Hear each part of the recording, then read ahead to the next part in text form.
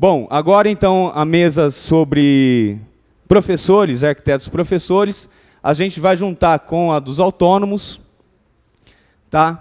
E eu vou convidar aqui primeiro Pedro Fiore Arantes, professor, arquiteto urbanista, pró-reitor adjunto de planejamento da Unifesp. Vou convidar também o Paulo André, arquiteto, diretor do sindicato, professor também, e membro da comissão de ensino no CAL. Convido o Vitor, da FENEA, representante da FENEA, da Federação Nacional de Estudantes de Arquitetura, e eu vou para a mesa também para ajudar aqui. Pessoal, a gente juntou a mesa da questão de autônomos, PJs e MEIs com os professores, por conta do tempo e também porque há uma relação também no contexto atual que dá para criar um eixo que a gente pode entender aí, que relaciona um pouco o contexto da educação no Brasil, em especial a formação aí dos arquitetos urbanistas e a situação que os autônomos têm vivido nos últimos anos no nosso estado. Bom, com relação à educação, vou fazer uma breve introdução e já vou passar aqui para o Pedro na sequência. Com relação à educação, o sindicato começou a vasculhar como que poderia participar de campanhas salariais de negociação junto às universidades, né? Que é uma coisa que o sindicato ainda não tinha trabalhado e a gente já entendia a necessidade disso. Que é o seguinte, o arquiteto professor ele não é reconhecido como arquiteto, ele é reconhecido somente como professor. Então, a partir disso, uma série de regulamentações, de leis específicas, como o salário mínimo profissional, como as regulamentações que o conselho nosso traz para a gente, e outras normativas técnicas, elas não entram dentro de uma mesa de negociação entre sindicatos arquitetos e universidades.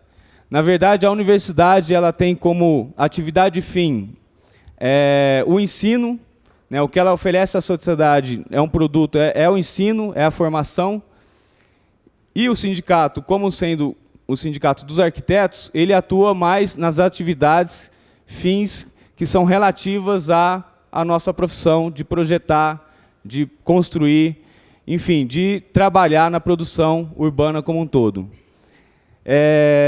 Diante disso, a gente começou a fazer uma aproximação com o Simpro, que é o Sindicato dos Professores Universitários do Estado de São Paulo. E a gente pretende, com isso, participar da mesa de negociação junto deles quando se tratar de uma faculdade de arquitetura e urbanismo. Porque diversas outras questões partem da condição do professor na universidade. A gente verifica aí uma condição muito ruim desse professor, salários muito baixos, uma transitoriedade, uma condição também do professor ficar rodando nas universidades e vai para uma, vai para outra, e não tem estabilidade, não consegue ter uma formação de um corpo docente que seja permanente naquela universidade, que tenha um pensamento próprio, que tenha elaborações mais aprofundadas, enfim. E aí o sindicato começa, então, a fazer essa atuação junto aos professores, né, em parceria com o Simpro. E outra coisa que a gente espera também é trazer o estudante para essa luta. Porque a gente sabe que na maioria como hoje em dia, a maioria das universidades são particulares, e quem são os principais atores nesse processo que podem fazer frente à situação do ensino no nosso estado, são os alunos que são os que estão contratando, de fato, aquele serviço de ensino. Né? São os clientes dessas universidades que estão abrindo as suas ações aí em bolsa, estão virando sociedades anônimas. A gente passa por um processo realmente de aprofundamento da mercantilização da educação. E nisso, é fundamental que os estudantes estejam organizados nos seus centros acadêmicos e fazendo frente. Enquanto a gente vai fazendo frente junto ao dono da universidade, o estudante faz frente no conjunto das questões que envolvem o ensino. Bom, com relação aos autônomos, a gente verifica que, a partir do momento, a partir de 98, quando se abriu o mercado da educação no Brasil,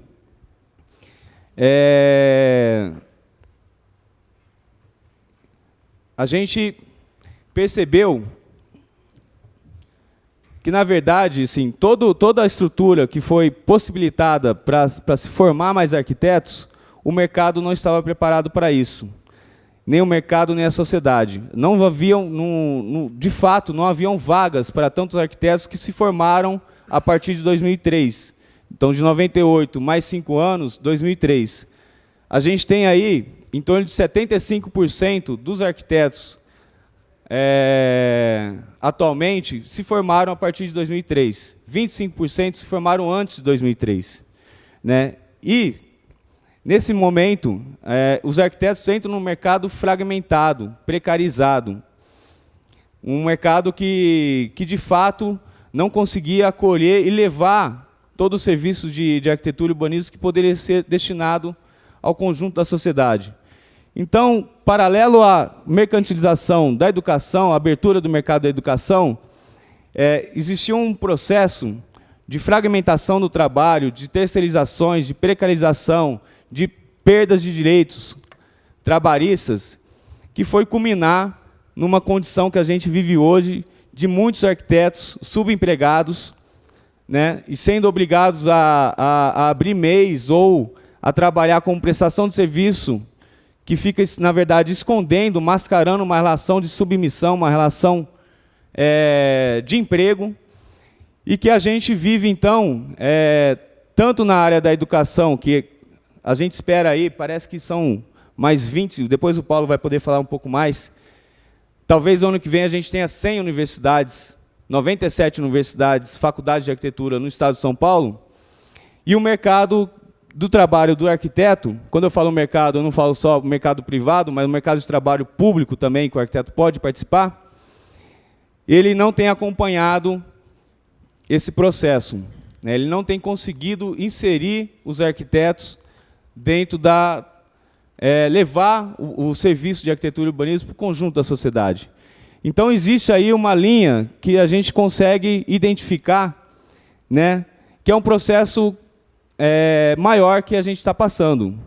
É um processo que a gente vive por conta do avanço mesmo do neoliberalismo no Brasil, né, em especial no estado de São Paulo, e esse processo ele é carregado aí de precarização do trabalho, e aí a gente cada vez mais vê arquitetos fazendo pedaços de um serviço de arquitetura. Arquitetos que acabam indo para a área de acabamentos, para a área de mobiliário, para a área de desenhos, para a área, enfim, de pedaços do conjunto de coisas que a gente poderia fazer. Eu quis somente fazer essa introdução para a gente poder amarrar um pouco mais a mesa aqui e poder discutir de forma conjunta a situação da educação, a situação do ensino de arquitetura e urbanismo e a situação dos arquitetos hoje. Bom, agora eu vou passar para o Pedro Fiore, que vai conseguir fazer uma amarração melhor do que eu aqui. E é isso aí. Bom, pelo andar da carruagem e do relógio, acho que temos 5 a 10 minutos cada um para falar, para poder dar voz a vocês. Eu queria estar participando desse seminário desde ontem, mas eu estava no encontro da FENEA lá em Pelotas, da Regional Sul, sobre reforma curricular, dos SERES, né? E a fala que eu fiz ontem tem muito a ver com a de hoje, só que ontem foram 3 horas de debate intenso, hoje vão ser 5 minutos de um breve comentário telegráfico.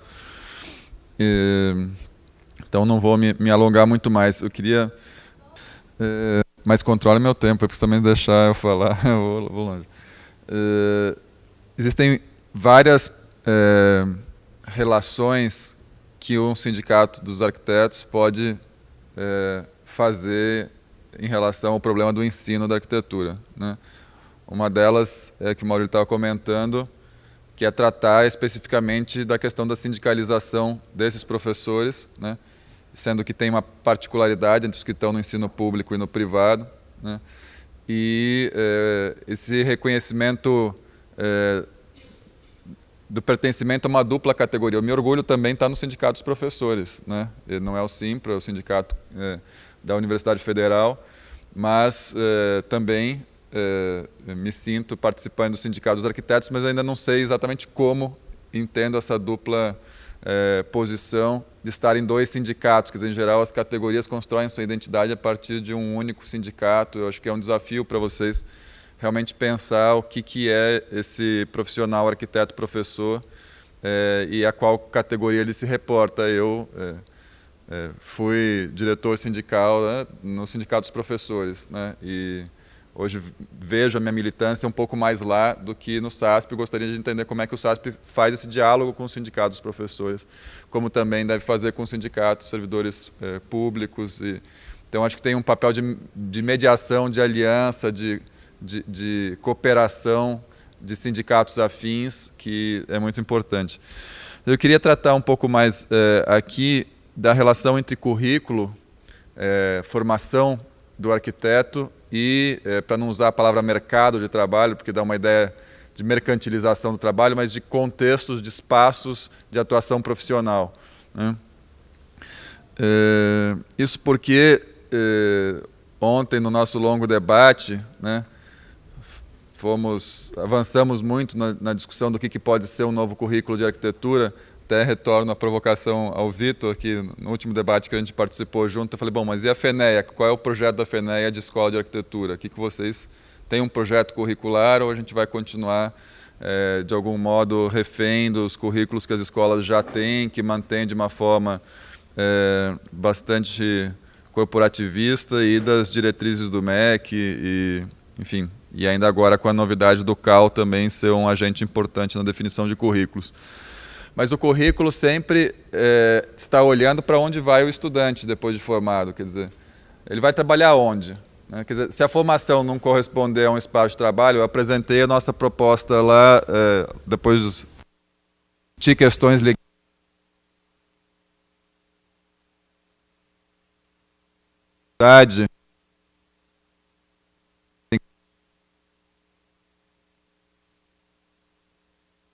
uma dissertação interessantíssima de um professor, colega nosso, arquiteto da Federal de Minas Gerais, o Roberto, chama mais das grandes,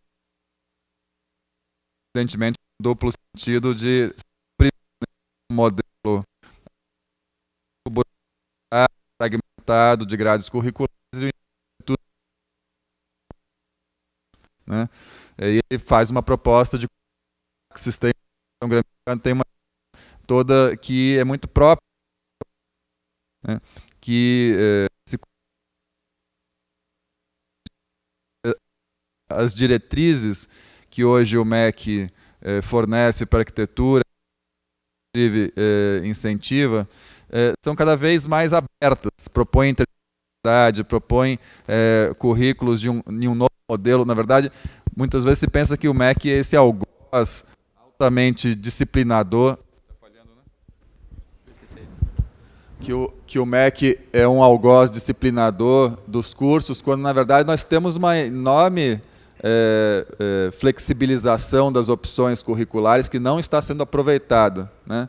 Então, o Caracol Wilson Ribeiro, né, professor da PUCamp, que é um dos principais avaliadores de arquitetura no MEC, ele fala como as escolas têm uma posição hoje acanhada em relação à abertura curricular que a LDB e a nossa diretriz de 2010 dá, muitas vezes lendo a diretriz e transformando aquele possível conteúdo de formação como título de disciplina, né? E fazendo tudo isso de novo virar caixinhas. Não existe mais a obrigatoriedade de conteúdos mínimos, né, que existia antes. Então, nós temos, de fato, uma grande chance de pensar cursos diferenciados. Então, eu apresentei a nossa proposta que está em estudo, em planejamento avançado para a implantação do Instituto das Cidades da Universidade Federal de São Paulo, no nosso campus da Zona Leste, em que prevemos 8 graduações ligadas à cidade, trabalhando em cooperação no aprendizado, são graduações clássicas, a gente resolveu não inventar cursos novos que não têm diploma com validade depois para o espaço de trabalho dos profissionais, não tem conselhos profissionais, né? Para dar um exemplo, a Federal do ABC inventou o planejador territorial, depois recuou e transformou em cientista social. Depois inventou engenheiro urbano, recuou e transformou em engenheiro ambiental, né? Ou se criaram uma série de cursos de gestão de políticas públicas e não se abre concurso para o gestor de políticas públicas, só para o administrador. Então, a inovação curricular também tem limites nesse aspecto laboral, né? Mas, por outro lado, internamente a formação não é porque tem o título de engenheiro civil que você tem que ter uma formação convencional de engenheiro civil, né? E mesmo na engenharia há uma grande possibilidade de flexibilização e restrição que o CREA faz a conteúdos mínimos, no caso da engenharia, né, não chega a 30% da carga horária. Então, existe também uma grande inércia da maneira de se ensinar nessas profissões. Então, este Instituto da Cidade, que eu não vou ter tempo de apresentar aqui, ele tem alguns princípios, né? Primeiro, de se assumir como uma escola de governo, né? Então, estão lá engenharia civil, engenharia ambiental e sanitária, engenharia de mobilidade e transportes, arquitetura e urbanismo, geografia, design, voltado ao design de equipamentos e interfaces públicas e administração pública com ênfase em gestão de cidades, né? Essas formações todas têm momentos de ação interdisciplinar e momentos disciplinares, né? Uma das nossas discussões fortes dentro da nossa pró-reitoria e conselho de graduação é de que só existe as famosas interdisciplinaridades, transdisciplinaridades ou cooperação entre especialidades se cada disciplinariedade, cada campo de conhecimento também tiver uma formação sólida própria, né? Evitar esse modelo de bacharelado que mistura tudo, porque, né, se a gente fizesse o famoso bacharelado hoje de ciência e tecnologia, ou se propôs até no nosso instituto um bacharelado em políticas e tecnologias urbanas, na verdade nós queremos grandes mesas de projeto coletivo em que se constrói isso que o Deli Jaikov tanto insiste, na cultura pública de projetos, em que eu sei qual que é a minha contribuição como arquiteto, o geógrafo sabe qual é a contribuição dele como geógrafo, engenheiro ambiental e sanitário, e assim por diante, e o administrador público está lá também, né, para ver como é que aqueles projetos viram política pública, se financiam, etc, etc. Então, a proposta curricular nossa tem esse vai e vem de grandes momentos de formação conjuntas, ateliês interdisciplinares, então não temos o ateliê da arquitetura, o ateliê da engenharia, o ateliê da geografia, mas os ateliês são por temas. A gente elegeu 15 temas relevantes nas políticas e projetos urbanos, né, projetos de hospitais e equipamentos de saúde, projetos de equipamentos de educação, habitação, saneamento, drenagem urbana, situações de área de risco, enfim, patrimônio histórico, centros históricos, intervenção em áreas industriais, etc. Então, elegemos esses temas e os cursos todos recorrem a ateliês convergentes para atuar na proposição de resolução de problemas complexos, né? Ao mesmo tempo, entendemos que a nossa prática não se resume ao desenho. Então, o campus está sendo montado numa antiga metalúrgica da Zona Leste, que tem um galpão industrial de 20 mil metros quadrados. Dentro desse galpão vão ter uma série de canteiros experimentais, oficinas de protótipos, oficinas de materiais, uma gráfica e toda uma parte de centrais ambientais ligadas ao controle de resíduos, efluentes, água, qualidade de ar. Então, o campus vai ser tratado como uma mini-cidade e os estudantes vão participar da gestão do campus, da operação do campus, vão pensar o que fazer com os resíduos do campus, com o esgotamento sanitário do campus, etc. Patrimônio ambiental, ali nós estamos na APA do Carmo e temos 2 nascentes dentro do terreno do campus também. Então, é um exercício de gestão do campus universitário que, de algum modo, é uma miniatura da gestão de cidade. E a ideia é que esses ateliês todos e oficinas possam ter momentos, evidentemente, de campo, de levar montagens pré-fabricados para melhorar escolas da região, postos de saúde, praças, habitações, né? Num projeto que é em diálogo com os movimentos sociais. Esse projeto pedagógico ele nasceu junto com os movimentos da Zona Leste, que lutaram pela USP Leste, agora lutam pela Federal da Zona Leste, eles fazem parte da comissão que está montando o projeto pedagógico, né?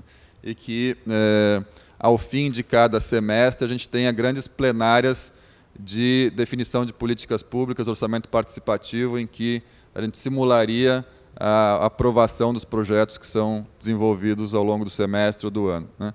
Então, isso era só para mostrar, em linhas muito gerais, porque poderia ficar aqui longamente explicando qual que é o nosso projeto, mas a pergunta dos estudantes ontem em Pelotas, aí eu volto para a pergunta também que eu queria fazer aos desafios do sindicato, muito bem, a gente forma esse estudante diferenciado e ele vai trabalhar onde? Né? Quer dizer, a gente está no processo de desestruturação dos escritórios públicos de projeto, as assessorias técnicas, né, estão em frangalhos já há décadas. Eu sei que trabalhei por 15 anos na usina, né, e acompanho o que acontece não só com a usina, mas com os meus colegas que trabalharam nessas áreas. Os escritórios que são contratados para obras públicas, em geral, tratam projeto como commodity, então eles fazem projeto executivo por metro quadrado como se estivessem vendendo soja, né? E os arquitetos estão nessa máquina também, desses grandes escritórios que competem conosco em licitações dos nossos projetos e obras da universidade, são sempre em posição subordinadas. Em geral, os escritórios de arquitetura não têm como competir com os escritórios de engenharia nas grandes licitações, né? E nós temos, então, essa situação, porque os alunos que estão lá nos escritórios modelo, que estão nos centros acadêmicos, né, a gente vê aquela efervescência incrível que sempre tem do movimento estudantil na arquitetura, e depois os meninos saem ali, vão trabalhar, no caso, lá, onde vocês vão trabalhar? Eu vou trabalhar no escritório de arquitetura aqui de Pelotas, onde eu faço estágio já há algum tempo. O modelo de estágio hoje, obrigatório, é uma vergonha na nossa área. Quer dizer, a gente está com o crescimento do setor, né, todo de ensino de arquitetura, e a obrigatoriedade do estágio virou, né, também uma grande massa de trabalho barato, subalterno, de cadistas para escritórios comerciais, né?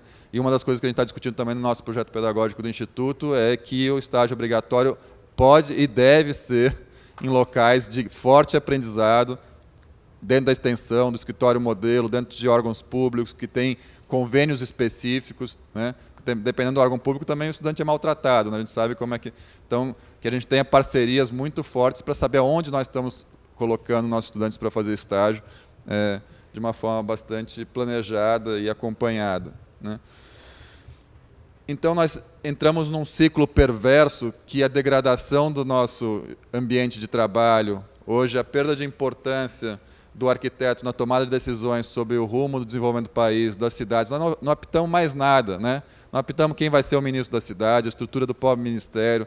Daqui a pouco estamos ameaçados do Kassab virar ministro da cidade, né? Nós não conseguimos influenciar em políticas decisivas das cidades ligadas à habitação, transportes, grandes obras, saneamento, né?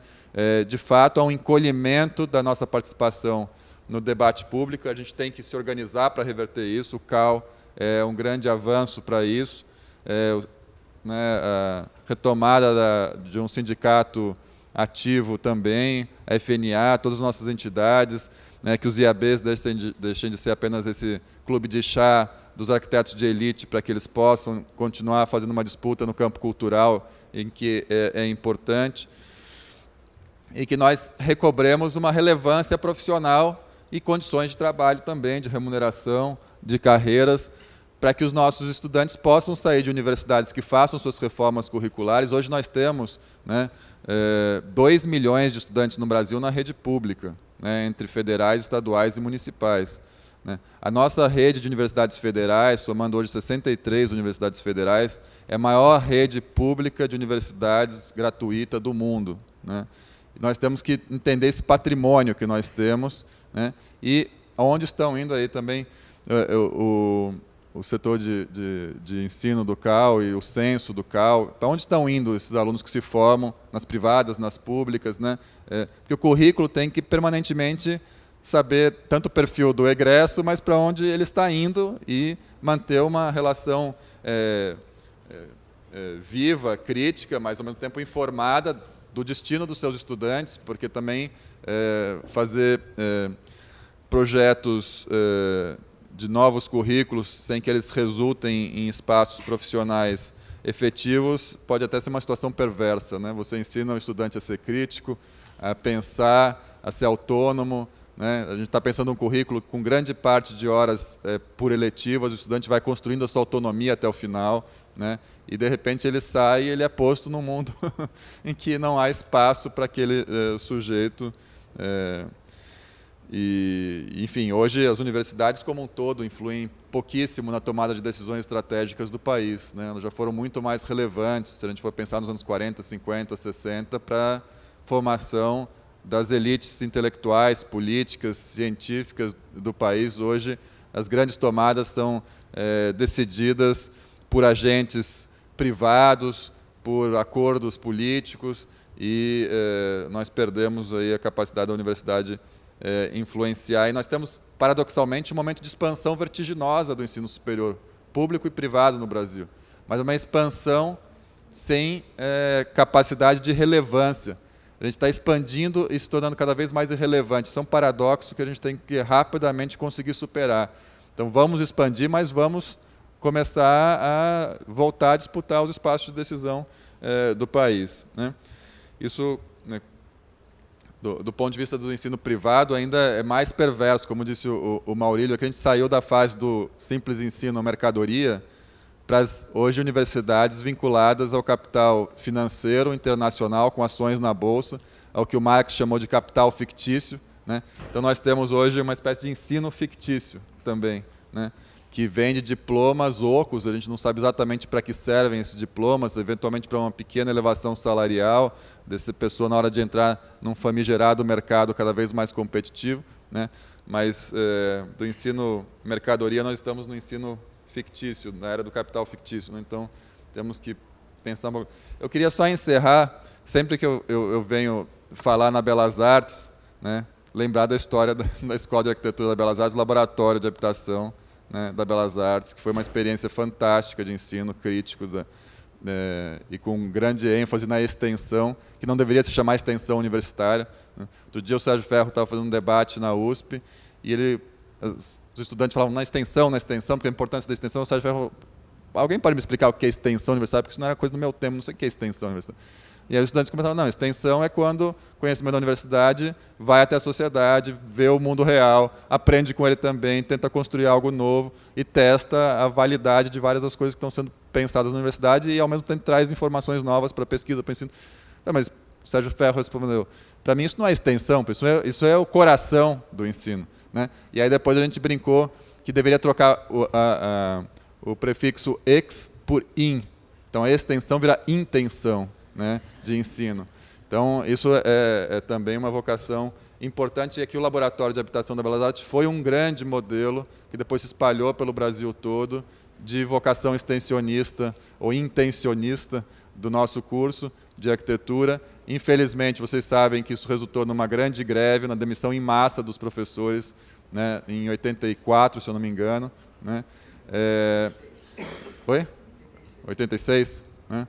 Aí houve uma diáspora, né? Foram para alguns para a USP de São Carlos, outros para a Unicamp, outros para vários cursos, Taubaté, entre outros que estão. Lembrar das iniciativas da Mayumi, do Sérgio Souza Lima, do Sérgio Ferro, Rodrigo Lefebvre, ao tentarem montar a FAO Santos, que também foi fechada 2 anos depois, durante a ditadura, a Faculdade de Arquitetura de São José dos Campos, que foi fechada também poucos anos depois, a UNB, cujo curso foi fechado naquele momento que vários professores foram demitidos, né? A turma toda mais próxima ao Darcy Ribeiro, que pensava a Universidade do Brasil com um projeto pedagógico reformador, e depois as diásporas diante de várias faculdades progressistas, de professores que foram sendo expurgados, por exemplo, em Taubaté, na Unital, em Mogi, etc.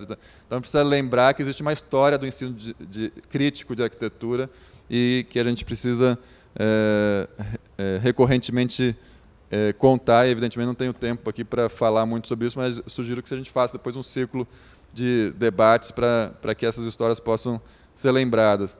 Então, eu queria encerrar justamente colocando esse desafio, né, para o SASP.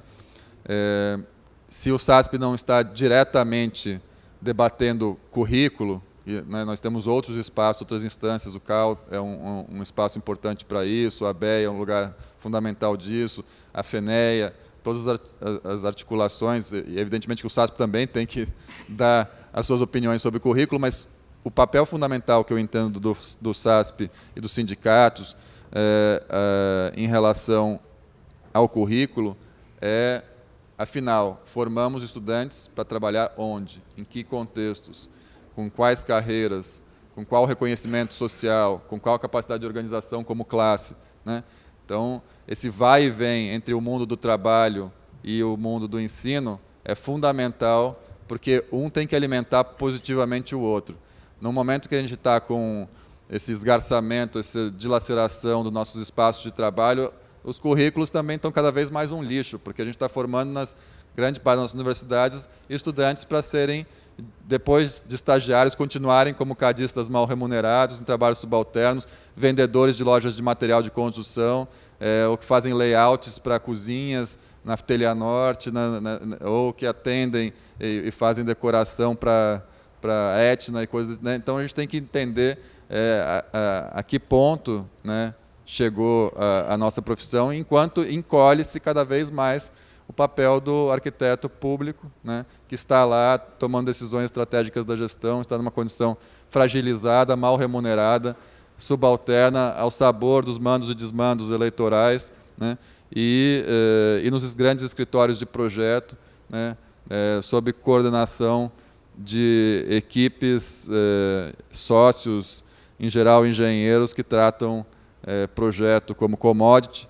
E hoje, até esses grandes escritórios de projeto de gerenciamento também estão sob risco, porque o tubarão maior vem comendo eles, que são as próprias construtoras, que hoje têm os seus grandes escritórios de projeto, e vocês sabem que na reforma da lei de licitações e já na RDC, já se prevê que você contrata projeto com obra, né, o que é um absurdo completo, né, e faz com que se encolha ainda mais a capacidade, a autoridade, a autonomia da nossa profissão em garantir a qualidade das edificações, dos serviços públicos da cidade, e isso tem resultados evidentes dentro do encolhimento dos horizontes de formação dos nossos estudantes, né, nas nossas escolas de arquitetura. Bom, acho que eu já falei muito mais do que eu tinha de tempo, desculpa, vocês não me cortaram, mas é isso aí.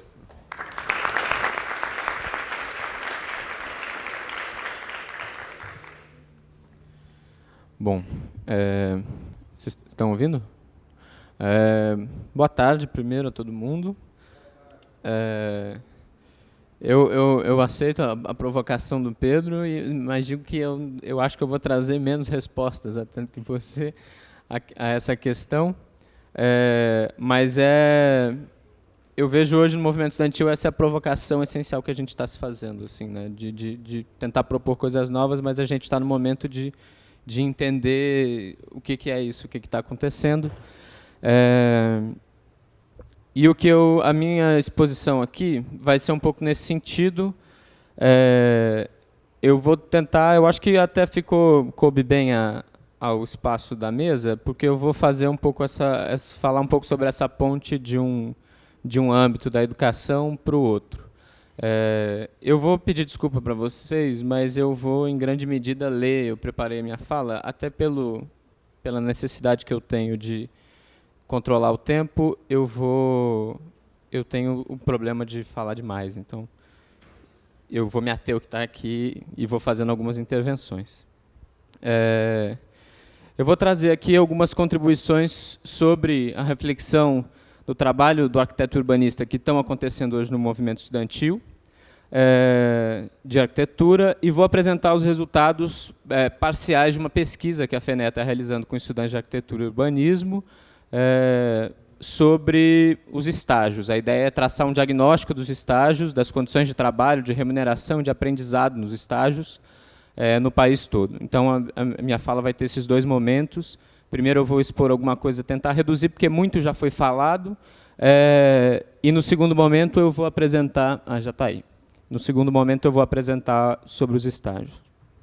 Mas a tese central da exposição é essa, de que o ensino de arquitetura hoje, tecnicizado e mercantilizado como ele cumpre um papel fundamental na formação dessa classe trabalhadora de arquitetos precarizada, fragmentada, e cada vez mais através de um aprofundamento das condições de exploração, de alienação, de estranhamento e de reificação do trabalho do arquiteto. E a análise, então, vai ser sobre dois aspectos, são vários, mas a análise vai ser sobre dois aspectos que interferem de forma determinante nesse processo. O primeiro é a reprodução do ensino conservador nas faculdades, que é um pouco aquilo que o Jefferson falou na fala anterior, do ensino voltado para uma produção burguesa de arquitetura, e o estágio de arquitetura como instrumento inicial de precarização e doutrinação de uma classe trabalhadora que está em formação, de uma classe trabalhadora precarizada dos arquitetos. Esse primeiro aspecto da reprodução do ensino conservador fica evidente se a gente analisar os currículos dos cursos de arquitetura, especialmente as emendas das disciplinas de projeto. A trajetória acadêmica dos estudantes, em geral, perpassa o mesmo espectro de programas excepcionais que são frequentemente atribuídos ao arquiteto, no imaginário comum. Geralmente se começa o curso com manipulações formais, genéricas, programas simplificados de habitação unifamiliar, casas burguesas, refúgios em lugares pitorescos, excepcionais, residências para clientes fictícios, em geral clientes bem cool, descolados, e experimentações que são completamente desvinculadas da realidade das problemáticas concretas da sociedade, tipo casa na lua, casa no espaço, casa submersa, essas coisas.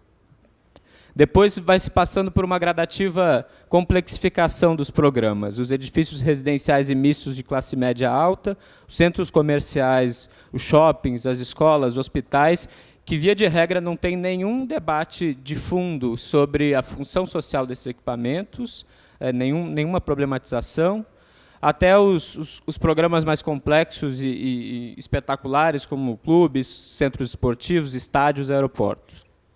Então, são esse tipo de projeto que, em geral, circula e é capaz, a crença de que é capaz de alçar o nome individual do arquiteto a um time celebrado de arquitetos.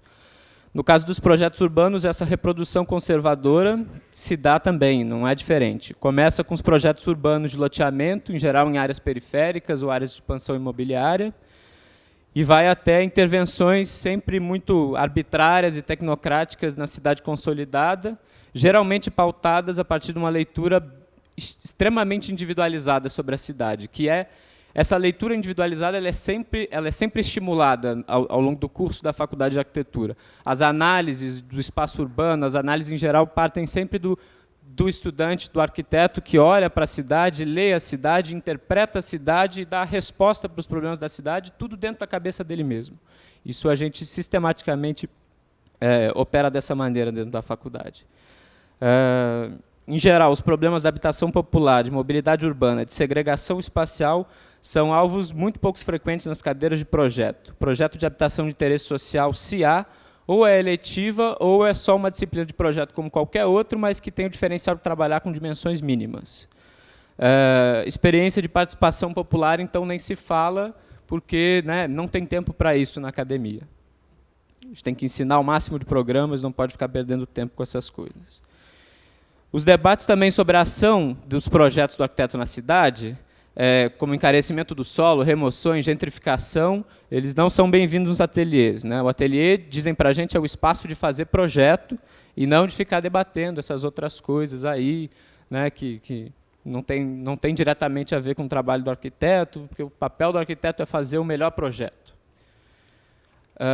Então, essas perguntas de por quê, para quem e como esse melhor projeto, são perguntas que esse ensino conservador não está interessado em responder, não está interessado nem em permitir que elas sejam feitas no espaço da academia. está interessado apenas em dizer que a resposta do arquiteto é a melhor resposta projetual, tem que ser o melhor projeto no desenho.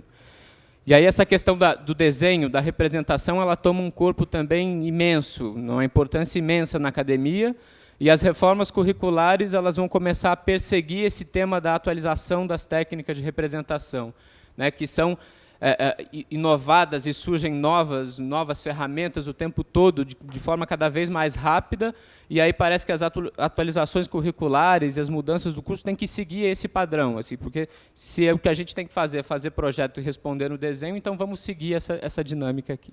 E isso atropela o tempo da educação, atropela o tempo do trabalhador da educação, do professor, e atropela o tempo do estudante, porque, né, é uma velocidade que está impondo um outro ritmo ao ensino. Sem contar que essas novas técnicas elas representam não uma libertação do arquiteto, mas justamente ele está preso a essas novas ferramentas, né, e tal, que cada vez mais coisificam o trabalho dele, que torna mais mecanizado e mais automatizado. A Faculdade de Arquitetura ela também é o espaço do estímulo permanente à criatividade individual do aluno, né, pautada no mito da genialidade do indivíduo, do arquiteto. Esse estímulo, a competição entre os alunos costuma ser constante, né, e toma das mais variadas formas. Os concursos, as premiações individuais, exposições dos melhores trabalhos, né, e essa lógica ela é estimulada nesse tipo de prática, e ela é no cotidiano dos ateliês de projeto também, né? Uma competição entre todos ali. Então, não surpreende, da mesa anterior, não surpreende que hoje o estudante de arquitetura, de uma forma geral, ele não tenha nem a perspectiva de se formar e trabalhar como na experiência pública, no escritório público. Ele não sabe nem que essa perspectiva existe, muitas vezes. A maior parte dos estudantes desconhece isso, porque dentro dessa lógica em que ele é formado, isso não aparece.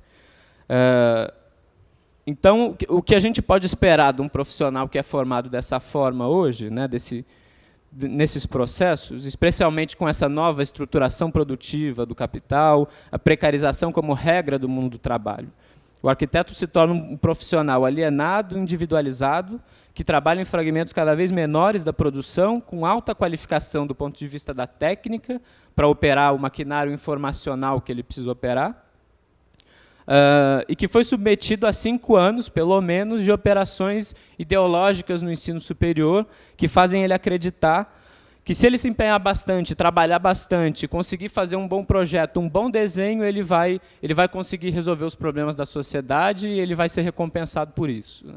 Então, nesse sentido, o arquiteto é o trabalhador que o capital pediu a Deus, assim, porque ele vai se empenhar eternamente. Então, bom, nada mais natural que agora eu passo a segunda fase da apresentação, que esse profissional queira, o mais cedo possível, entrar e se lançar nos desafios do mundo do trabalho, né, para ele começar a mostrar o seu valor e mostrar que veio. Então, o estágio aparece como uma grande oportunidade de adquirir experiência e mostrar essa atuação dele.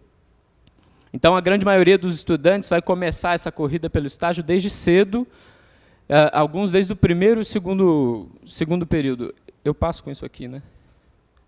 Aí, eu não sei se a gente reorganiza aqui a mesa para vocês verem. Esses dados que eu vou apresentar aqui são desse panorama que a gente está construindo na FENEA hoje. Então, a gente está recolhendo informações, pesquisando com estudantes de arquitetura de todo o país. Eu não vou apresentar todos os dados, porque são muitos e a gente tem pouco tempo, eu vou tentar ser o mais breve possível.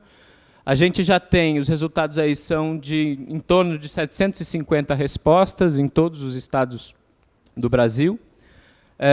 E esse aí são o período em que os estagiários, os que responderam, começam a estagiar. Então, a grande maior parte se concentra na primeira metade do curso, né? Do primeiro ao quinto período, 70% dos estudantes começaram a estagiar. Então, aquilo que a gente poderia imaginar que é uma aplicação prática de conhecimentos adquiridos na academia e tal, isso não é tão verdade. Isso começa já desde cedo, porque o aluno precisa se lançar no mundo do trabalho para entender como é que funciona a coisa.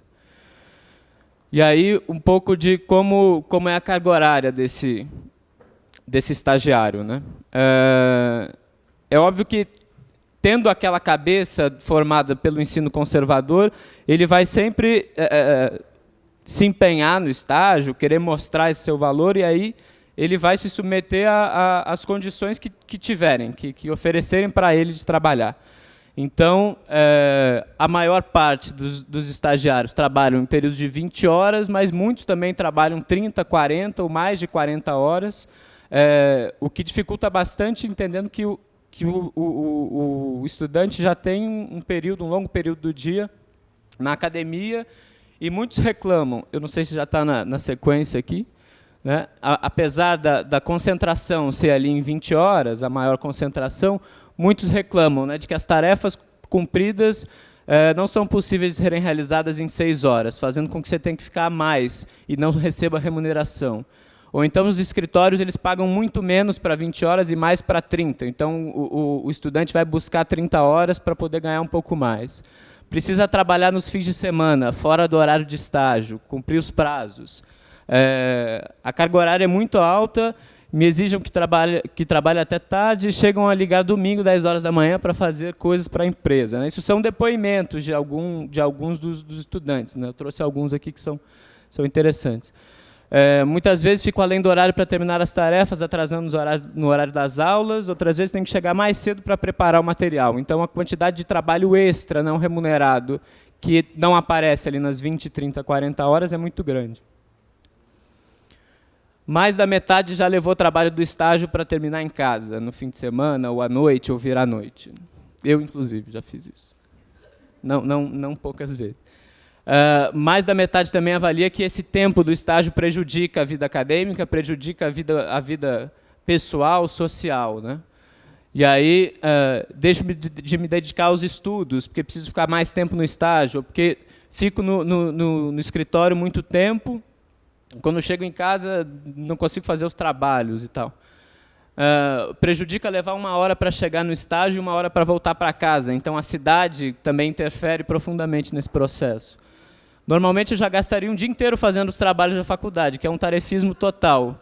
Mas, como faço estágio esse tempo do dia, vai para a noite e, comumente, vai para a madrugada. E essa frase que sintetiza um pouco o espírito dos estudantes sobre o estágio e sobre a faculdade, que o estágio atrapalha a faculdade atrapalha o estágio e ambos atrapalham a vida. Essa é ótima. Vai ser a frase da campanha. Assim. E outra coisa que a pesquisa revela é que a maior parte dos estudantes, quase 70% dos estudantes que fazem estágio, não conseguem fazer nenhum outro tipo de atividade na academia, de extensão, de pesquisa, porque o estágio toma todo o tempo possível e além do tempo possível, né? Então, a produção, o tempo da universidade, a produção do conhecimento na graduação, ele também é atropelado, porque o estudante precisa estar no estágio. A remuneração, mais da metade dos estagiários de arquitetura do Brasil recebem na faixa de salarial que vai de 0, de nada, que ali são cerca de 6% que trabalham de graça, até R$ 6,00 a hora, né? Isso mais da metade. Então, é um trabalho muito mal pago para trabalhar, às vezes, períodos de 30 e de 40 horas semanais. Evidentemente que 2/3 avaliam que a remuneração não corresponde às atividades que realiza, porque não recebe remuneração, porque já que sou matriculado no estágio obrigatório, meu chefe acha que não precisa pagar um salário. Se é obrigatório, estou fazendo um favor. É evidente que o estagiário é a mão de obra que move o escritório, e mesmo dedicando tardes a isso, não é possível me sustentar minimamente. O salário não ultrapassa R$ 600, que não é nem um salário mínimo hoje no Brasil. O valor recebido é simbólico, mas a responsabilidade não é simbólica, é bem real. Né? E a remuneração é baixa, R$ 3,50 a hora ele recebe para trabalhar, mexendo em projetos de arquitetura e interiores. Como não sou remunerada, de acordo com o meu trabalho, sou disposta a fazer o trabalho do próprio arquiteto. Quer dizer, o trabalho que se faz no escritório é mais ou menos o mesmo. A diferença é que um ganha mal, o outro não ganha nada, ou quase nada. Enfim, realiza os mesmos trabalhos. A quantidade de depoimentos dizendo que o tipo de trabalho que realiza é o mesmo de um arquiteto, ou às vezes é o mesmo sem nenhuma supervisão de arquiteto, é muito grande. E que atividades que esses estagiários vão realizar nos escritórios? Eles vão estar, basicamente, nas funções de representação e de desenho repetitivo e mecânico. Então, desenho em CAD, detalhamentos arquitetônicos de projeto executivo e maquete 3D. Né? E aí as outras coisas são em menos quantidade. Vou passar porque é né, muito pouco tempo. E aí aparecem duas manifestações. Né? Por um lado, reclamando que trabalhamos mecanicamente, sem explicação de como é o processo de projeto. Ou sinto que, ao invés de contratar um projetista, ele coloca estagiários para fazer esse papel e ficamos apenas no computador. Trabalho extremamente maçante, na maioria do tempo só desenho. Ou sou vista como uma secretária para os clientes e para a dona como projetista e não ganho salário de nenhum dos dois. Por outro lado, muitos também reclamam que muitos projetos são aprovados pelos clientes, são inteiramente meus, passam só por inspeção e eu não ganho nem 10% por nenhum deles, provavelmente ganha bem menos que 10%. Não somos cadistas, criamos como arquitetos, damos suporte aos arquitetos da empresa e geralmente temos mais trabalhos que eles. Ou existem muito poucos arquitetos para cada estagiário, o aprendizado é muito pouco em relação à quantidade de trabalho que desenvolvemos. Né? E aí são uma série de substituição da função do arquiteto pelo estagiário, né? Na ideia de que ele está tendo uma chance também, ele está mostrando né, o trabalho dele, como ele é capaz também, mas o resultado disso é que se precariza tanto o profissional quanto o estudante já ainda na graduação. E aí aparece uma coisa interessante, que a maior parte diz que participa no processo de criação e desenvolvimento. Quer dizer, não é só um trabalho de desenhismo, mas isso aqui muitas vezes está refletindo justamente isso. Tenho muita responsabilidade, eu faço o projeto sozinho e ele é aprovado. Quer dizer, é uma exploração do trabalho de estudante do trabalho que o arquiteto devia estar realizando no escritório, o arquiteto contratado. E as conclusões são um pouco essas. Né? Trabalho muito precário, horas extras extensas não paga, trabalho no fim de semana, remunerações baixíssimas ou exploração do trabalho não remunerado. A mão de obra estagiária substitui a mão de obra profissional em vários casos, interfere nos estudos, as jornadas diárias do estudante chegam a 14, 15 horas, se somar faculdade, estágio e deslocamento, e fora em casa dormir e fazer projeto.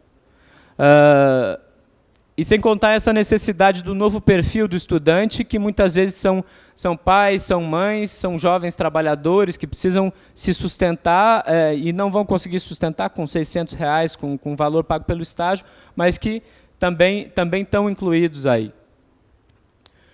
Então, essa formação desse trabalhador, essa precarização começa já desde o ensino. E aí, no ensino, ele precisa ir, é colocado que ele precisa ir para o mercado de trabalho desde já. Então, quando ele sai, quando ele se forma, que ele está submetido a essas condições, qualquer aumento né, simbólico para que ele vira arquiteto parece uma grande coisa, mas ainda assim ele está ganhando, às vezes, metade do piso, mas está muito contente. Então, isso é um pouco das contribuições que a gente ia trazer. Essa campanha está acontecendo ainda, está aberto para os estudantes responderem o questionário, está nesse site aqui da FENEA, e a gente está construindo isso. A ideia é de trazer para que a gente consiga fazer esse debate junto aqui com o SASP, com a FNA, com as entidades de arquitetura. Eu vou encerrar, porque já, nossa, falei demais, né? 20 minutos.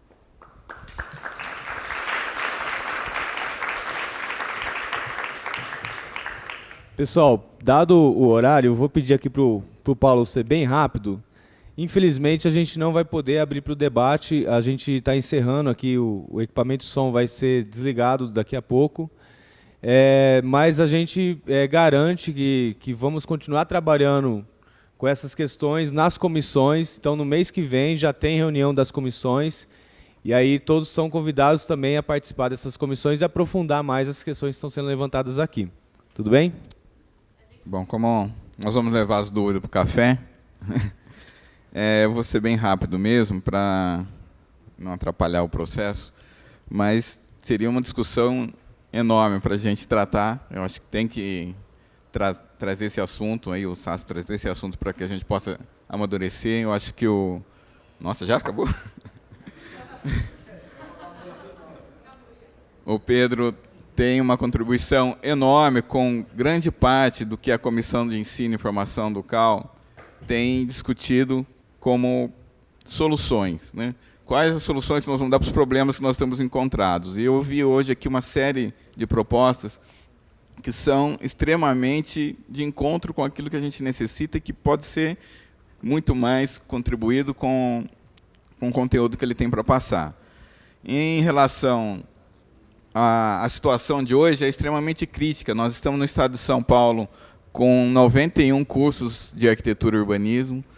Desses 91 cursos, o ano passado entraram 4.800 novos egressos, né? São 4.800 formandos e novos arquitetos, com o perfil que o Vitor acabou de caracterizar aqui, da formação com que esses arquitetos estão ingressando no trabalho. E quando se trata de valorização profissional, a gente tem que tratar do produto que nós estamos ofertando para a sociedade, né? Que são os novos arquitetos.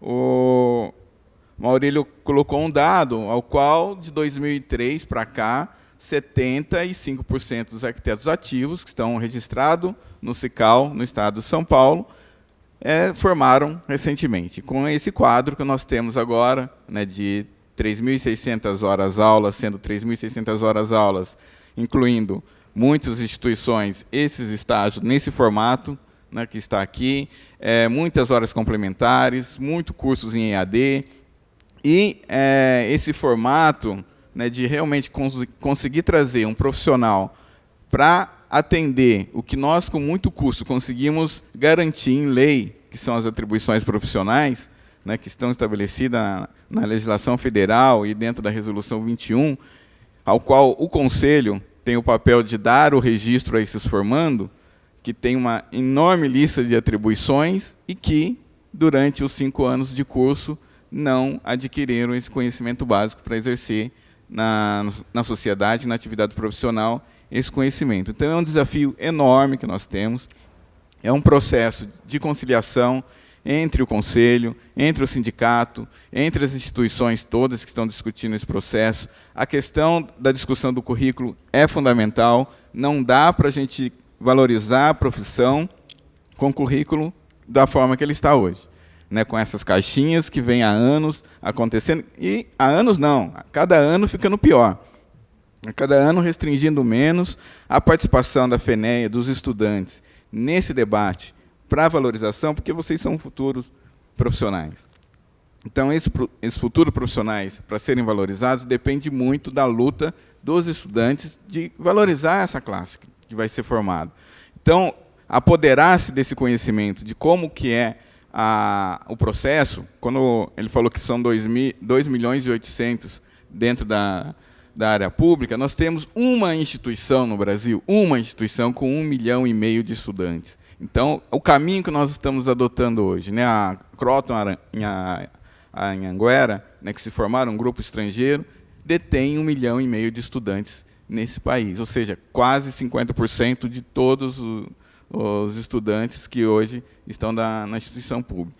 E aí o caminho é esse mesmo, de particularizar, de virar uma indústria de formação.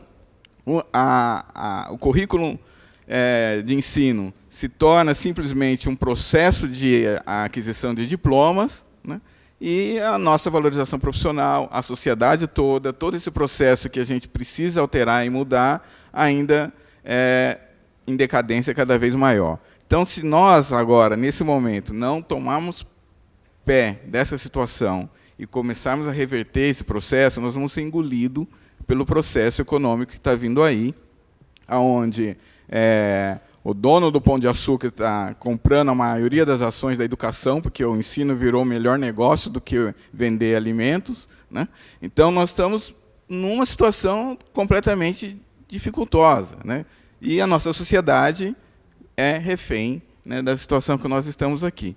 Então, eu para não estender, porque seriam milhões de coisas para a gente estar falando aqui, mas eu conclamo aqui o SASP para que a gente possa tratar esse assunto, né? É importante a gente envolver esse processo que envolve a educação, envolve os professores, envolve o exercício profissional do arquiteto dentro da área da educação, que é fundamental. A gente tem alguns ganhos, mas as perdas estão sendo maiores que os ganhos que nós temos hoje, e a gente precisa tomar conta desse processo, senão nós vamos ter a nossa categoria de arquitetura e urbanismo completamente destruída dentro desse processo todo. Nós estamos aí num processo de discussão da questão do projeto, né, do RDC, da legislação de licitação, onde os projetos praticamente vão deixar de ser importantes, então a gente tem que tomar essa briga para poder garantir que o planejamento, né, o projeto é o planejamento, né, é o que vai se pensar para se fazer.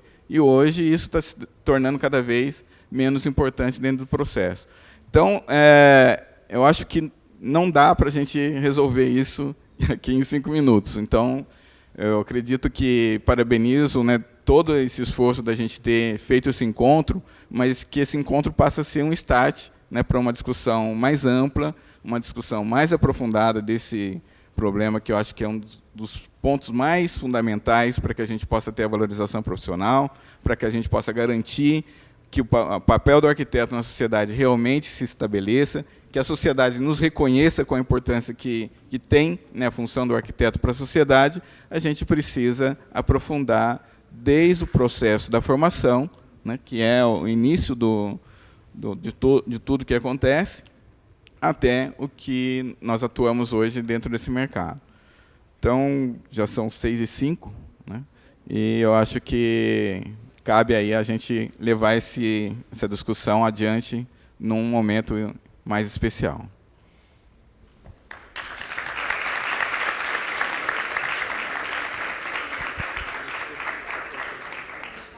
Bom, pessoal, infelizmente a gente não vai poder continuar o debate aqui, a gente continua ali num coffee, mas está garantida, estão garantidos os trabalhos do sindicato nessa área, porque o que a gente pretende com a comissão profissional é não ter eventos, mas ter algo permanente dentro do sindicato que possa acompanhar esses trabalhos permanentemente, acompanhar tudo o que está acontecendo e dar diretrizes de ações para o sindicato. Então, as comissões aí, um grande projeto nosso para que a gente possa envolver mais os arquitetos dentro das lutas que foram colocadas aqui. Então, já no mês que vem, como repetindo, reforçando aqui, né, a gente começa com as reuniões, né, estão todos convidados. Gostaria, nesse momento, peço desculpas, o pessoal da Qualiseg faria uma falinha aqui, mas peço desculpas, não vai ser possível, a gente tem que encerrar. Os certificados a gente vai mandar por correio para vocês. Então, todo mundo lá que se inscreveu, se não deixou o endereço, passa o endereço para a gente, faça o seu cadastro conosco. E agora a gente oferece aí um coffee para que a gente possa conversar um pouco mais, abastecer um pouco mais também, a tarde toda aqui. Vocês estão de parabéns por esforço que vocês fizeram em participar do nosso encontro, em continuar aqui firmes na nossa discussão, apesar de ser massiva, apesar de ter sido 4 meses aí na sequência, e dizer que o sindicato, nessa gestão, ele pretende ser o representante dos interesses dos arquitetos e o instrumento de luta da categoria. Então, quando vocês se sentirem que precisam de um instrumento para lutar a favor das nossas opiniões maiores e a favor de levar a arquitetura e o urbanismo para o conjunto da sociedade, o Sindicato dos Arquitetos é um dos instrumentos de vocês. Vocês podem contar conosco nesses próximos anos e espero que isso se consolide como um sindicato novo, como um sindicato com uma cara nova, com novos desafios e que possa, de fato, compreender a atualidade, as questões atuais e intervir sobre elas. Então é isso que a gente pretende dessa gestão. Espero revê-los nas próximas atividades do SASP. E um muito obrigado e boa noite a todos.